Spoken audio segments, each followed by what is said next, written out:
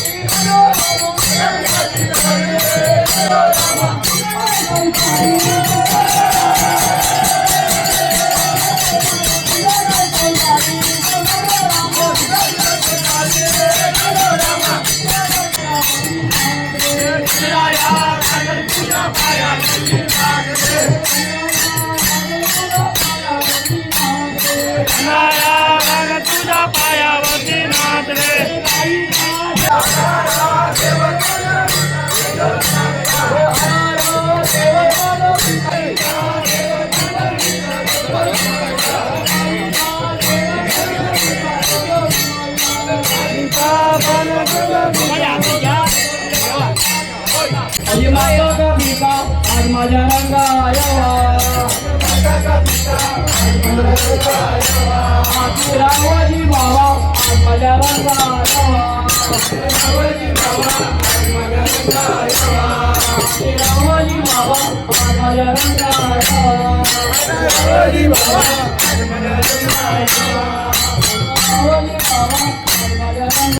आपण निघालो आहोत सानेवरती परत दुपारचे झालेले कार्यक्रम आता पार पाडायचे आहेत। नंतर गावामध्ये पालखी येईल परत मंडळी। आता लंच ब्रेक झालेला आहे आणि आता आम्ही जेवून परत जातो सानेवरती। तर आता पुढील कार्यक्रम तुम्हाला मी दाखवतो। आता दक्ष पोलेकर यांचं भजन आहे, त्याच्यानंतर पालखी आपली निघणार आहे गावामध्ये। आणि चला जाऊया आता आपण सानेवरती परत, दुपारून जेवण्यासाठी घरी आलेलो आणि आपण आता जाऊया सानेवरती। आणि आपली बच्चा वाटे देखो आपला पालखी सोहळा प्रशस्त असा झालेला आहे आणि आपली दिमागदार पालखी निघालेली आहे। पालखी एकदम मस्त सजवलेली आणि आपलं सगळं नियोजन आहे ते प्रॉपर झालेलं आहे। आणि अजूनसुद्धा पुढल्या वर्षीसुद्धा असा प्रयत्न करू की पुढल्या वर्षी पण अशीच पालखी निघाली पाहिजे। आपले यंग जनरेशन सगळ्यांना मी बोललो की आपली दरवर्षी अशीच पालखी निघाली तर आपली एकीसुद्धा राहील। पंचक्रोशीची पालखी आहे तर आपली एकीसुद्धा राहील एवढी, आणि आपल्या यंग जनरेशन अशीच एकत्र राहील अशा बाळगतो आणि असेच कार्यक्रम आपले होत राहतील। सुंदर ते झाला उभ्या विठेवरी करकटावर ठेवणे तुळसी हार गळला कास पितांबर तुळसी हार गळला कास पितांबर सुंदर ते झाला उभ्या विठेवरी सुंदर ते झाला उभ्या विठेवरी करकटावर हार गळला कास पितांबर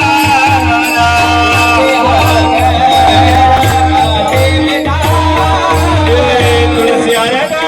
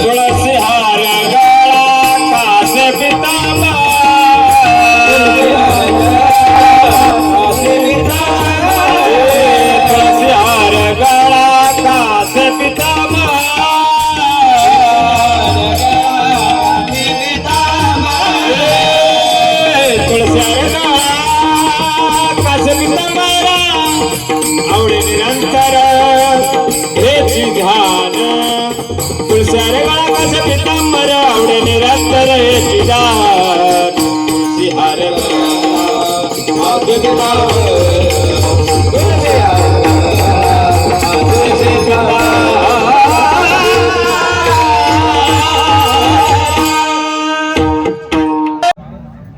त्या गावामध्ये मंदिर नव्हतं.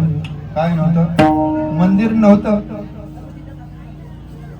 आजूबाजूच्या परिसरामध्ये असे सत्संगाचे वातावरण पाहिल्यानंतर त्या गावाने जरा विचार केला की आपल्याही गावामध्ये असा काही आध्यात्मिक कार्यक्रम व्हावा, पारमार्थिक क्षेत्रामध्ये आपली सुद्धा प्रगती व्हावी. या उद्देशाने सर्व गाव एका बैठकीवर जमलं आणि ठरलं बरं का की आपल्या गावामध्ये मंदिर बांधायचं. कुठल्या देवतेचं बांधायचं हे ठरलं नाही, फक्त मंदिर बांधायचं एवढं ठरलं. आता चांगल्या गोष्टीला फार वेळ लागत नाही आणि वाईट गोष्टीला सुद्धा लागत. सर्वांचं नियोजन एकमताने एका बैठकीवर निर्णयात निघालं. म्हटले मंदिर बांधायचं. ठीक आहे. काही कालावधीमध्ये म्हणजे एक महिनाभरामध्ये सगळ्यांची मिळवमिळव झाली. यथासांग यथोचित असं गावाला शोभेल असं मंदिर त्या ठिकाणी निर्माण झालं. बरं, आता मंदिर निर्माण झाल्यानंतर मंदिरामध्ये कोण बसवलं पाहिजे? देव बसवलं पाहिजे की नाही?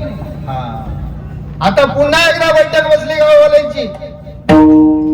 अरे म्हटले मंदिर तर आपण बांधलं, पण आता या मंदिरामध्ये देवाची स्थापना करायची आहे, पण कुठल्या देवाची स्थापना करायची याचा निर्णय आपण घेतला नाही अजून, नाही का? आता पुन्हा एकदा विचार सल्ला मसलत झाल्यानंतर पुन्हा गावकऱ्यांनी त्या ठिकाणी ठरवलं अमुक अमुक देवतेची स्थापना त्या ठिकाणी करायची. काय करायची? अमुक अमुक देवतेची त्या ठिकाणी स्थापना करायची. आणि म्हणून ठरलं सर्व गाव आणि त्या गावचे जे कार्यकर्ते होते ते कार्यकर्ते गेले कोणाकडे? शिल्पकाराकडे. कोणाकडे गेले? शिल्पकाराकडे गेले. विठाला विठाला विठाला.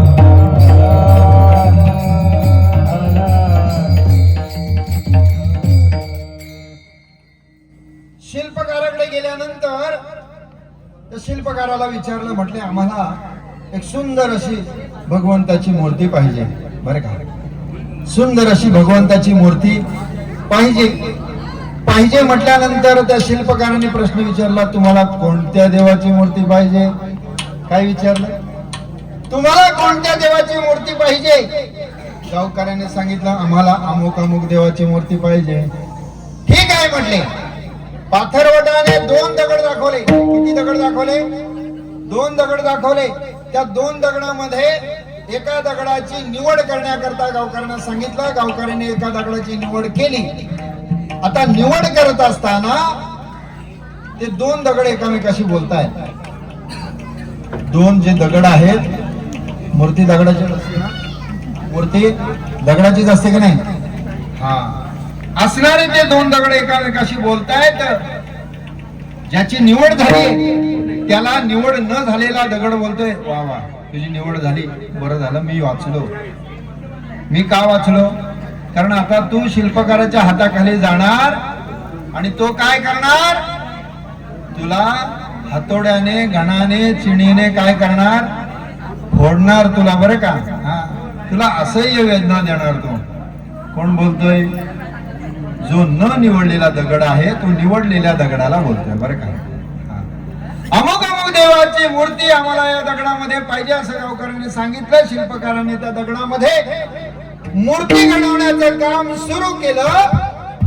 काही दिवसांनी मूर्ती तयार झाली. काय झाली? मूर्ती तयार झाली.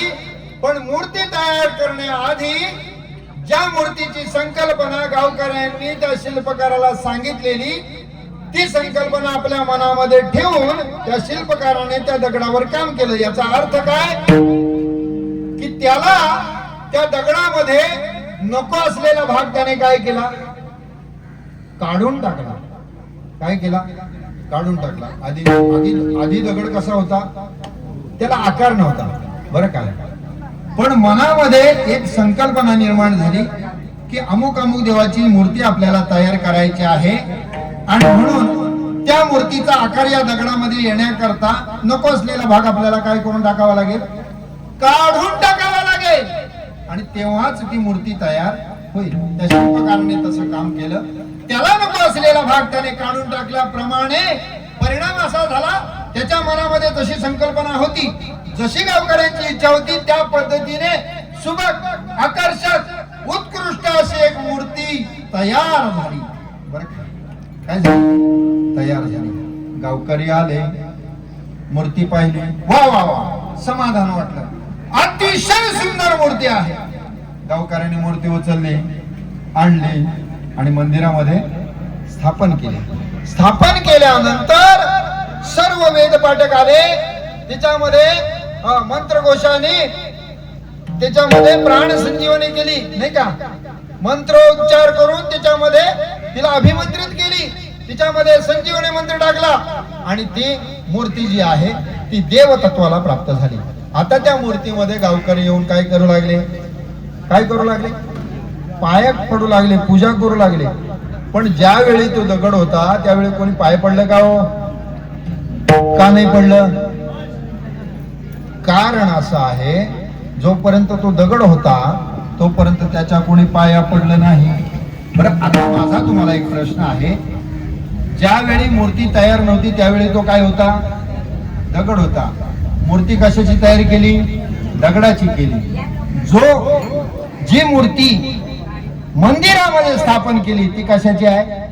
दगडाची आहे. आता ती दगडाची मूर्ती काय झाली? देव झाली. ऐकताय ना तुम्ही? आता ती मूर्ती दगडाची देव झाली. मग त्या मूर्तीमध्ये असणारा देव आहे की तो दगड आहे? काय आहे? देव आहे. मग देव दगड आहे, मग दगड देव आहे नाही का? त्या मूर्तीला किंवा त्या पाषाणाला किंवा त्या दगडाला त्याच वेळी देवाचं तत्व प्राप्त झालं ज्यावेळी त्याच्यामध्ये असणारा नको असणारा भाग निघून गेला बरं का. हा, आपल्या अंतःकरणामध्ये सुद्धा जो नको असलेला भाग जर आपण काढून टाकला तर आपण सुद्धा देवतत्वाला प्राप्त होऊ शकतो बरं का. हा, लक्षात घ्या. आपण सुद्धा काय होऊ शकतो? देवतत्वाला प्राप्त होऊ रोज रांगाच्या रांगा देवळामध्ये येऊ लागल्या, लोकांची गर्दी होऊ लागली. आता लोक येताना रिकामे येत नाहीत, नाही का? लोक काय येताना रिकामे येतात का? नाही का? आरतीचं ताट, त्याच्यामध्ये धूप, कापूर, गुलाल, अबीर, पिंजर, अगरबत्ती आणि सोबतीला काय? श्रीफळ, नाही का? आता ते श्रीफळ घेऊन आले, लोक श्रीफळ घेऊन यायला लागले. पण अडचण अशी झाली, देवासमोर नारळ फोडायचा कुठं? येते लक्षात तुमच्या? अडचण अशी झाली, एवढं मोठं लाखाचं मंदिर बांधलं, सुंदर अशी मूर्ती त्या ठिकाणी स्थापित केली. आता त्या देवाला जो नैवेद्य आपल्याला दाखवायचा आहे, त्या श्रीफळ फोडायचं कुठं? म्हणून गावकऱ्यांनी पुन्हा एकदा विचार केला. म्हटले आता आपण पुन्हा कुठं गेलं पाहिजे? शिल्पकाराकडे गेलं पाहिजे. आता शिल्पकाराकडे पुन्हा गावाचा मोर्चा आला. म्हटले बाबा, एवढं सुंदर मंदिर बांधलं, सुंदर मूर्ती प्रस्थापित केली, पण त्या ठिकाणी एक दगड नारळ फोडायला ठेवला नाही. आता दगड कुठला नेला? जो राहिलेला दगड होता, जो त्यांनी न निवडलेला दगड होता, तो दगड कुठे गेला? त्या देवाच्या पायाशी गेला, बरं का? आणि आता जो माणूस मंदिरामध्ये येतो, तो काय करतो? त्याच्यावर काय करतो? नारळ फोडतो, बरं का? आता वरती दगडामध्ये असणारा देव किंवा देवातला असणारा दगड, वरचा देवातला असणारा दगड त्या खालच्या दगडाला बोलतो, तू जर तेव्हा चिणीचे, हातोड्याचे, घणाचे घाव सहन केले असतेस, तर आज तू कुठे असतास? माझ्या जागी असतास, बरोबर की नाही? आज तू कुठे असता? माझ्या जागी असता. आणि मी कुठे असतो? तुझ्या जागी असतो. विठाला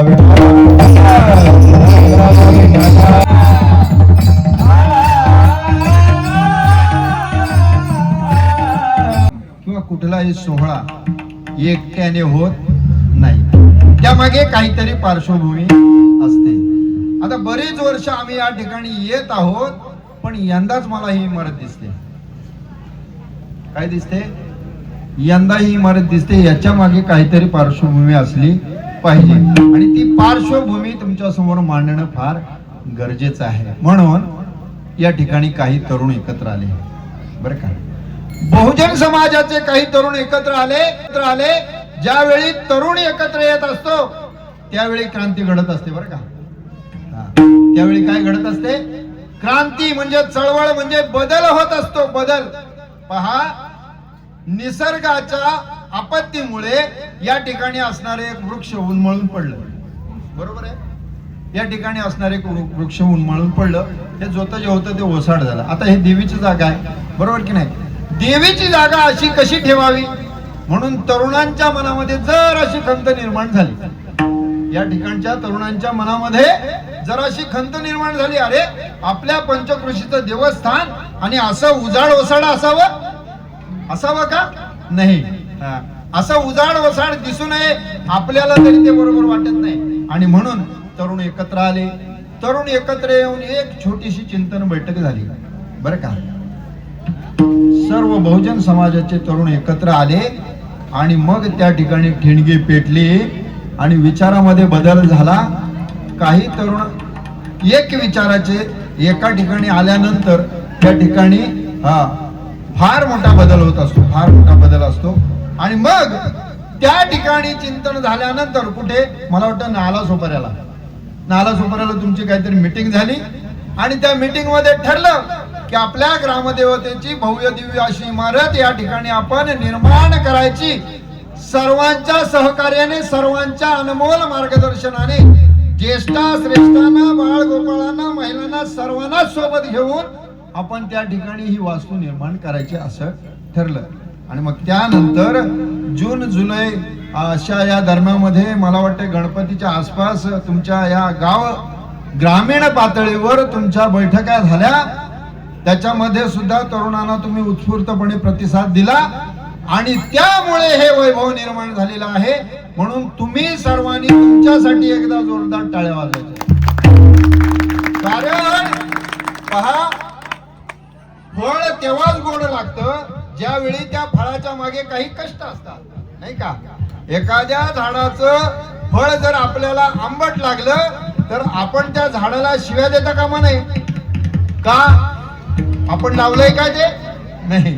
आपण त्याला खतपाणी घातले का? नाही. आपण त्याची जोपासना केली का? नाही. पण या ठिकाणी जो वृक्ष आपण लावलेला आहे तो बहरलेला आहे, त्याचं फळ आता आपल्याला चाखायला मिळत आहे. किती गोड आहे नाही का? इवलेसे रूप लाविले द्वारी, त्याचा वेणू गेला गगनावरी, मोगरा फुलला नाही का? आता प्रत्येक फांदीला जी फळं येतील ना ती सगळी कशी असतील? गोमट्या बीजाची फळे ही गोमटी. जर बीजच मुळात गोड असेल तर त्या वृक्षाची फळं कशी असतील? गोड असतील. आणि म्हणून हा सगळा मेळावा या ठिकाणी तुम्ही जो थाटलेला आहात ना, तुमचं करावं तेवढं कौतुक आहे. आई जागमाता तुम्हाला उदंड आयुष्य देव, उदंड आयुष्य देव. बरं का? स्वागतम. धन्यवाद.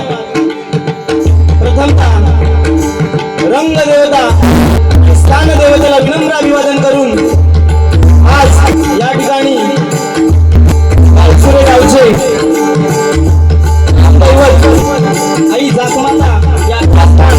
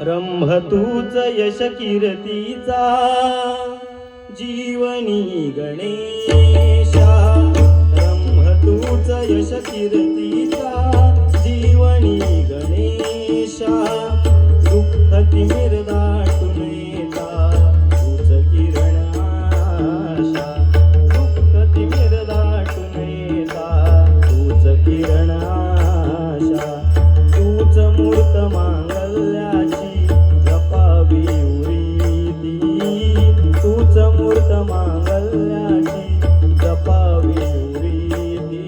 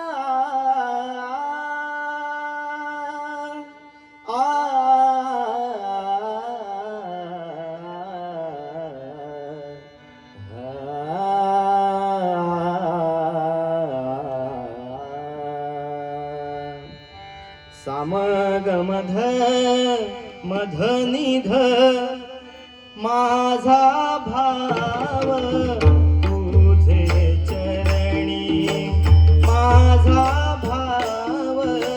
हे आपले परममित्र दक्ष पोलेकर यांनी भजन एकदम पॉवरफुल केलेलं आहे. तांडव वगैरे त्यांचं एक होतं ते एक नंबर वाजलेलं आहे आणि कार्यक्रम एकदम माहोल बनवला भावानी खतरनाक. आणि बघूया त्यांचे दोन शब्द. दक्ष संदीप पोलेकर, खरोखरच आज जाकमाता देवीचा नवीन मंदिर निर्माण झालेलं आहे आणि त्यानिमित्ताने आम्हाला इथे एक भजन करण्यास प्रासादिक भजन मंडळ गालुसरे काठी यांना भजन करण्याची सुसंधी दिली. त्याबद्दल मी या ग्रामस्थांचे व या कमिटीचे आभार व्यक्त करतो. आणि खूपच सगळ्यांना भरपूरच आवडलेलं आहे भजन. सगळे गाणे शब्द रचले परफेक्ट होते आणि जे गावदेवीचं गाणं त्यांनी रचलेलं ते पण एक नंबर होते. आणि असेच आपले मंत्रमुग्ध करत राहा. धन्यवाद आल्याबद्दल धन्यवाद. पण कदाचित नंदूचा जो हातभार या ठिकाणी लागलेला आहे, अगदी काल रात्री 2:30 वाजेपर्यंत या गोष्टी या कामासाठी काय हवं काय नको काय कमी पडतोय अगदी वेळेला धमकावून सुद्धा काम करून घेण्याची तयारी जी होती ती आमच्या नंदूशेठ सगळ्यात मोठं काम जे आहे ते नंदूने केलेलं आहे. म्हणून नंदूचा या ठिकाणी सन्मान केला जातोय. आणि आपल्या सगळ्यांची इच्छा आहे की नंदूचं संपूर्ण या गावदेवीच्या चरणी आम्ही सगळे प्रार्थना करतो की तुझं संपूर्ण भविष्य किंवा उज्ज्वल हो, आपलं भविष्य चांगलं हो. नक्की की सूत्रसंचालन पण ते व्यवस्थित सकाळपासून त्यांच्या हातात माईक आहे, आपण बघितलेलं आहे. भले पाणी पित आहेत पण माईकवर सतत सकाळपासून 8 वाजल्यापासून ते बोलत आहेत. त्यांचा सत्कार मला वाटतं मुंबई मंडळाचे अध्यक्ष मांजरेकर असे देवकर तेजस असे सगळ्यांनी त्यांचा व्यवस्थित सत्कार करावा अशी मी विनंती करतो. बराच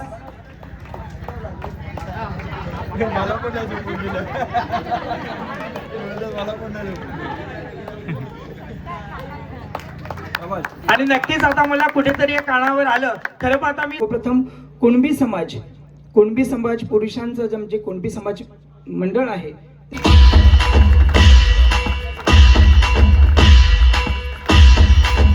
कुणबी समाज महिला मंडळाला सुद्धा विनंती आहे की आपण सुद्धा आपला सन्मान स्वीकारावा. मी सौ अश्विनी अशोक अंज. ज्या आपण देवीची मिरवणूक काढली अशी जी आमची ग्रामदेवता ज्याला म्हटलं जातं त्या केवळ ग्रामदेवतेमुळे आपण ह्या दोन्ही प्रसंगावरती मात करण्याचं सामर्थ्य ज्या ग्रामदेवतेने आपल्याला दिलं त्या ग्रामदेवतेच्या चरणी नतमस्तक होतो. त्याच्यानंतर माझ्या गावचं आराध्य दैवत श्री मारुतीरायाच्या चरणी नतमस्तक होतो. शेजारीच असलेला आपला गोरोबा काका यांच्या चरणी नतमस्तक होतो. महाराष्ट्राचे आराध्य दैवत श्री छत्रपती शिवाजी महाराज यांना मानाचा मुजरा करतो.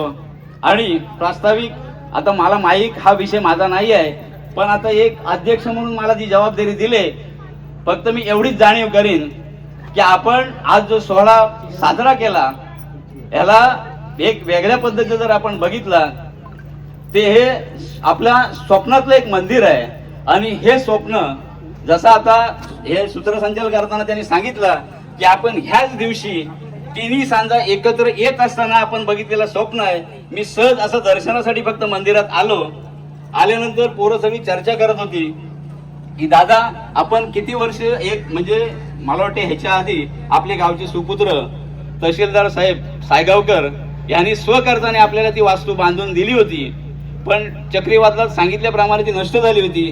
5 वर्ष ती वास्तू मला वाटतं अशीच होती. ही सगळी पोरं चर्चा करत होती. सहज बोलले दादा ही वास्तू आपली पडलेली आहे पण दिसायला बरोबर वाटत नाही आहे. तर आमचा एक विचार चाललाय की स्थानिक लेवलला आपण जो यथाशक्ती जी काय देणगी देईल ती देणगी आपण स्वीकारायची. तर तुमचं म्हणणं काय? मी आपलं सहज बोललो माझे 1000 रुपये घेऊन टाका. ते बोलले ठीक आहे कारण आपला प्लॅनिंगच तसा होता की फक्त 4 खांब उभे करायचे म्हणजे हा बघितलेलं स्वप्न आहे. पण जसं आपण म्हणतो की एखाद्या स्वप्नाचा पाठलाग करताना लोकांना दम लागतं स्वप्न पूर्ण करताना. पण जाकमाता देवीची आपल्यावरती एवढी मोठी कृपा झाली जसा महाराजांनी अनेक किल्ले घडवले, पण काय बोलले, राज्य व्हावे स्त्रीची इच्छा, तशी वास्तू व्हावी या सगळ्या समस्त ग्रामस्थांची इच्छा होती. म्हणून या वास्तूचा पाठलाग करताना आपल्याला कुठल्याही प्रकारचा दम लागला नाही. विना साहस ही वास्तू आपली उभी राहिली. ही सगळी कारण हे आपण आपल्यावरती घेतलेलं नाही. कारण त्याच्यानंतर मिटिंगी झाल्या. मिटिंग झाल्यानंतर एक अध्यक्ष म्हणून माझ्यावर जबाबदारी आली आणि त्याच्यानंतर 20 लोक माझ्यासोबत देण्यात आली. या 20 लोकांनी कोणी जमलेलं नाही, प्रत्येकाने स्व इच्छेने सगळं पूर्ण काम केलंय. सांगण्याची गोष्ट एवढीच आहे, अभिमान मालकू शकत नाही, पण एवढंच बोलू शकतो आपण की ही सगळी त्याची कृपा आहे. आपल्यावर जर घेतलं नाही, सगळं देवावरती सगळं. ज्या क्षणाला माझ्यावर जबाबदारी आली त्या क्षणाला मी देवीला सांगितलं, हे काम हे माणसं करू शकत नाही का, तर आपण घरं बांधलेली आहेत, मंदिरं पण बांधलेली आहेत, पण आज ह्या जो आपण वास्तू बनवले त्या वास्तूसाठी सगळी यंत्रणा जी जुळून आली ना, म्हणतात ना की योगायोग असतो त्याला, की जो मेस्त्री आपल्याला भेटला त्या मेस्त्री आजच्या मितीला जर आपण बघितलं तर फक्त 2 महिने 15 दिवसात आपली वास्तू उभी राहिलेली आहे. की एखादी वास्तू उभी करायला कोणाला 2 वर्ष जातं, कोणाला काय होतं, पण आपल्याला मिळालेला कॉन्ट्रॅक्टर योगायोगाने देवीच्या कृपाने तो मेस्त्री चांगला मिळाला की 2 महिने 15 दिवसात बरोबर आपलं काम आपण 6 डिसेंबरला सगळ्यांच्या आशीर्वादाने आपण वास्तू म्हणजे शिलापूजन केला आणि बरोबर 6 डिसेंबरला शिलापूजन केला आपण. आणि ही वास्तू 20 मला वाटतं मार्चला पूर्ण झालेली आहे. हे सगळं तिचा कृपा आशीर्वाद आपल्या पाठीशी आहे. फक्त एकच आपण पंचक्रोशीची चर्चा कर, मी शेवटी रिक्षावाला आहे, पंचक्रोशीची चर्चा चालू आहे की सगळे समाज एकत्र येऊन एक असा म्हणजे तालुक्याला काय अख्ख्या जिल्ह्याला तुम्ही आदर्श घालून दिलात की सगळे समाज एकत्र येऊन ही एवढी मोठी वास्तू एवढ्या जलद तुम्ही उभी केलात. ही ह्याच्यापेक्षा हे माणसाचं काम नाही, ही सगळी त्या आपल्यावर देवीची असलेली कृपा आहे. म्हणून एवढा सगळा काम जलद झालाय.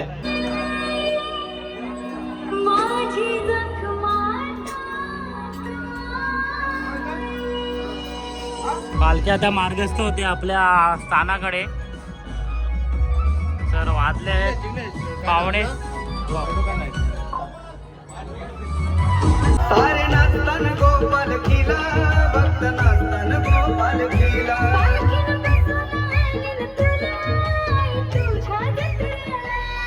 आई जगमाता सुखी ठेव तुझी गावाला.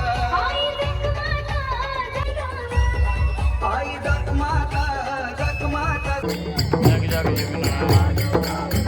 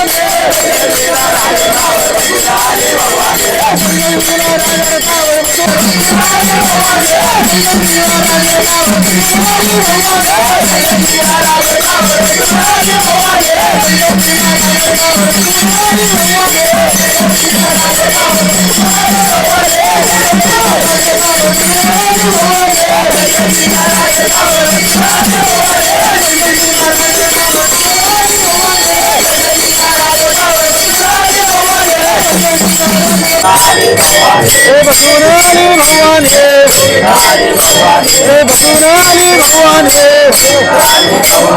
बसुनाली भवानी हे बसुनाली भवानी राजन कावर बसुनाली भवानी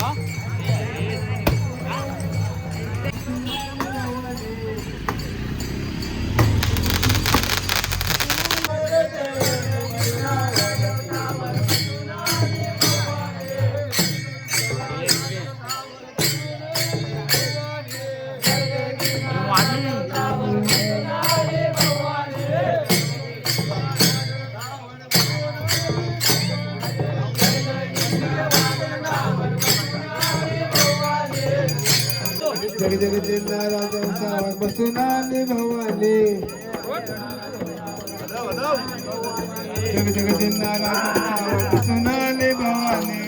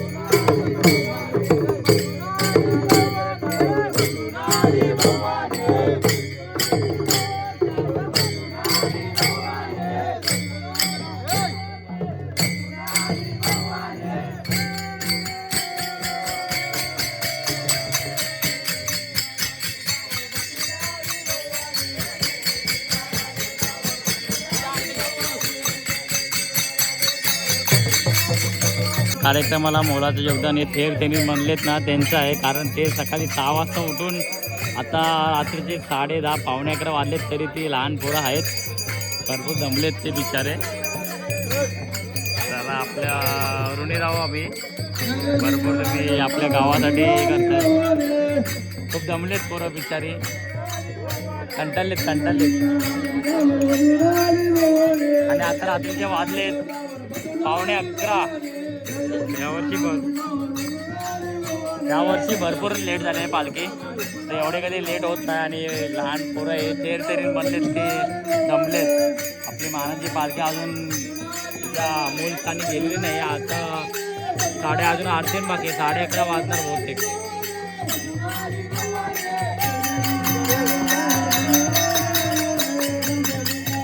तर रात्रीचे वाजलेले पावणे 11 आणि आपली पालखी आता मार्गस्थ होते मूल स्थानी तिच्या. आज यावर्षी तर भरपूरच लेट झालेलं आहे, तर एवढं कधी लेट होत नाही. हा उत्सव भरपूर होता यावर्षी सगळ्यांमध्ये. जिग्नेश जाधवचे एनर्जी तर खूपच भारी आहे, परेश शिकवण्याची तर खूप भारी आहे. त्यांनी खूप एन्जॉय केलं आहे, पालखीच्या पाठी राहून खूप रंग दिला आपल्या सोहळ्याला. आणि अजूनपर्यंत एकदम थाटामाटामध्ये आपली पालखी जाते आपल्या मूळ स्थानी. आणि आता थोड्या वेळात आपल्या आरती होणार आहे.